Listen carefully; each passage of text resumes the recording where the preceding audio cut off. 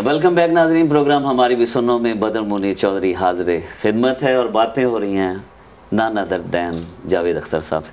जावेद साहब, उर्दू अदब जो है आप समझते दूसरी आपकी किताब आई जी, तो कुछ दर्जाबंदी की, कुछ शुरू में कुछ और शायरी का मेयार होता है, फिर रोमांस और फिर एहतजाज और फिर कई कुछ हैं दर्जाबंदियाँ आपकी शायरी के अब वो हवाले से। सब तो मेरे ख्याल से सोचना और फैसला करना दूसरों का काम है।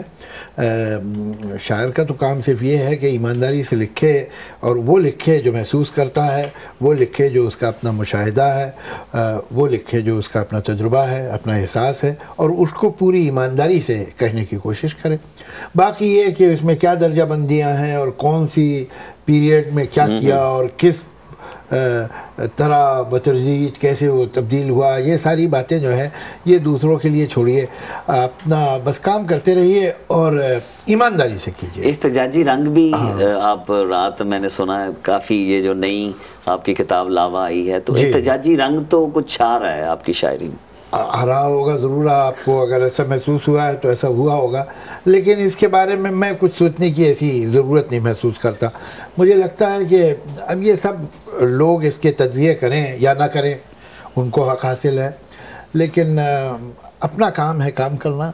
और ये दिल को बात ठीक लगी थी सो हमने कह दी।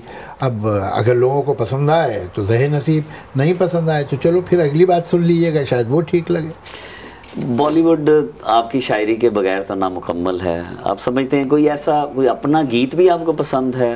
क्योंकि लोग तो हर गीत आपका पसंद करते हैं। खैर मोहब्बत है लोगों की, और मैं समझता हूँ कि ज़्यादा जब आप काम कर चुके हैं, जब आप काम करें तो पूरी मेहनत से करें और उसे मुकम्मल तभी करें जब वो आपको पसंद आ जाए।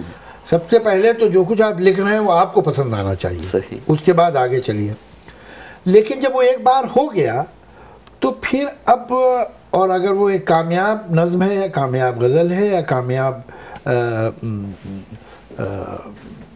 गीत है, कामयाब से मेरा मतलब ये नहीं कि पॉपुलर, कामयाब से मतलब कि जब आपको लगा कि हाँ आपको जैसा चाहिए था वैसा हो गया, वो बात पूरी हो गई, वो काम पूरा हो गया, तो फिर अब दुआ कीजिए कि वो अपने पैरों पे खड़ा हो जाए। अब आप उसकी फिक्र ना करें। जैसे बच्चे बड़े हो जाते तो अपने आप को खुद ही लुक आफ्टर कर लेते हैं। मंजर कशी है आपके गीतों में। उसमें फिर ये सोचना, उससे ज़्यादा जज्बाती रिश्ता नहीं रखना चाहिए। जो काम आप कर चुके, उम्मीद कीजिए कि लोगों को पसंद आए, और नहीं पसंद आए तो चलिए कोई बात नहीं, आइंदा कीजिएगा कुछ और।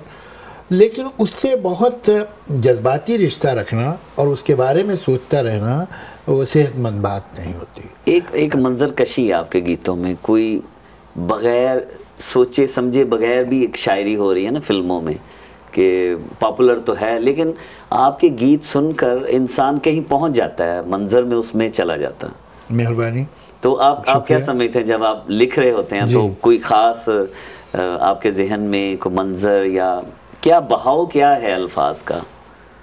अब वो सब तो पता नहीं है, ये कि जो आप जब फिल्मी गीतों की अगर बात कर रहे हैं तो ये तो कमीशन काम है। ये होता ये है कि आप एक फिल्म साइन करते हैं, आपको स्क्रिप्ट सुनाई जाती माफ़ी चाहता हूँ, कुछ गला ख़राब है मेरा। आपको एक स्क्रिप्ट सुनाई जाती है। अब उस स्क्रिप्ट में सिचुएशंस होती हैं, तो आपको डायरेक्टर या स्क्रिप्ट राइटर जो भी सुना रहा है बताता है कि यहाँ गीत होगा। अब आपको शायद इस बात का इल्म हो कि अक्सर ये गीत सिर्फ सिचुएशन के लिए नहीं बल्कि एक धुन के लिए भी लिखा जाता है, इसलिए कि आमतौर से ट्यून पहले बनती है और गीत बाद में लिखते हैं। तो वो सिचुएशन क्या है, ये गीत कौन गाने वाला है, इस स्क्रिप्ट का माहौल क्या है, किस तरह की ज़बान इस्तेमाल की गई है फिल्म में, वो जो कैरेक्टर है उसका इंटेलेक्चुअल लेवल क्या है, उसका तहजीबी पस मंज़र क्या है, ये सारी बातों का ख्याल रखे आप गीत लिखते हैं। लेकिन ये सब ख्याल करने के बावजूद जब तक आप उस सिचुएशन को खुद महसूस न करें, उसे थोड़ा सा जिए नहीं, तब तक उसमें आप जान नहीं ला पाएंगे। और जब आपका कनेक्ट उस सिचुएशन से हो जाता है, उस कैरेक्टर से हो जाता है, तो आप बेहतर गीत लिख लेते हैं। नहीं हो पाता तो वार हल्का पड़ता है। नहीं, बड़ा रोमांटिक जो है, आप कोई भी फिल्म आपके गीतों से भरपूर जो है, वो तो आपके गीतों की वजह से कई फिल्में चली।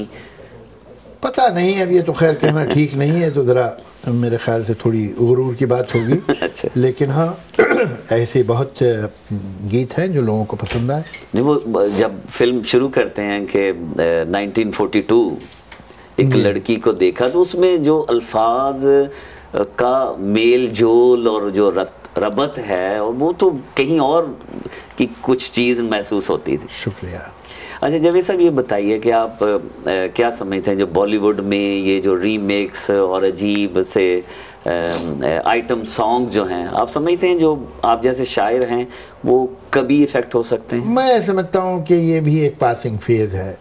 थोड़े दिनों बाद मैंने देखा है कि कुछ मेयार जो है धीरे धीरे ढलकता नीचे आता है, फिर लोग ऊब जाते हैं, फिर कोई ऐसी फिल्म आती है कि जिसमें बहुत खूबसूरत गीत होते हैं, और फिर जो लोग फिल्म बनाने वाले हैं उनका एतबार फिर वापस आता है बेहतर अल्फाज पे, बेहतर शायरी पे, और फिर एक थोड़ा सा ग्राफ ऊपर जाता है, फिर कुछ दिनों बाद फिर कुछ नीचे गिरना शुरू होता है।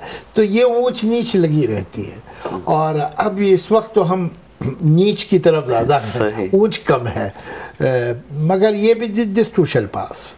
अब कुछ दिनों बाद आप देखिएगा कि ये इस तरह के आजकल जो अक्सर गाने आते हैं जिनमें कुछ या तो एक भी माने नहीं होते या दो माने होते तो वो रहेंगे नहीं। ये सब रहने वाली चीज़ नहीं है।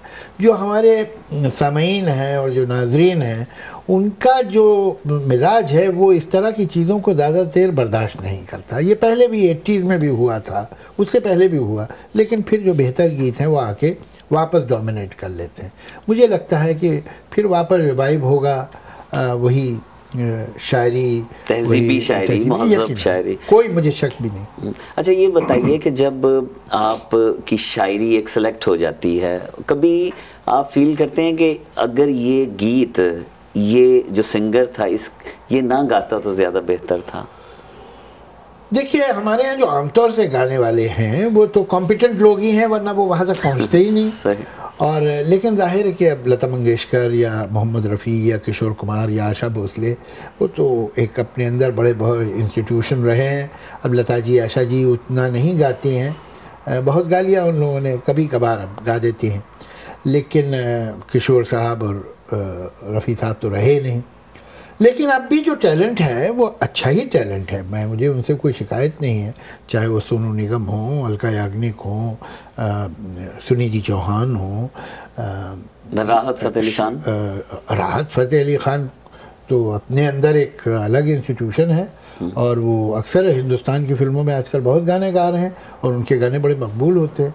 मैं तो उनसे जब पहली बार मिला था तो यंग थे, जब मैं नुसरत साहब के साथ संगम एल्बम कर रहा था, और एक पिक्चर भी हमने की थी, वो पिक्चर का नाम मुझे सो याद नहीं आ रहा, जिसमें हमने साथ में म्यूज़िक थी उनकी, मैंने गीत लिखे थे। फिर एक एल्बम भी बनाया था हमने साथ में। उस वक्त राहत यंग थे और असिस्टेंट की हैसियत से काम करते थे नुसरत साहब के साथ, लेकिन मैं देखता था कि नुसरत साहब को बड़ा यकीन है उन पर, और कभी कभी कहते थे अच्छा चलो तुम इसका अंतरा बना के दिखाओ, तो वो जैसे बड़े छोटों को ट्रेन करते हैं वैसे वो उनकी ट्रेनिंग का ज़माना था। सही। छोटा सा वक्फा ले लेते हैं और दोबारा हाजिर होते हैं कुछ नई सवालात और नई बातों के साथ। जावेद अख्तर हमारे साथ हैं, प्रोग्राम हमारी भी सुन।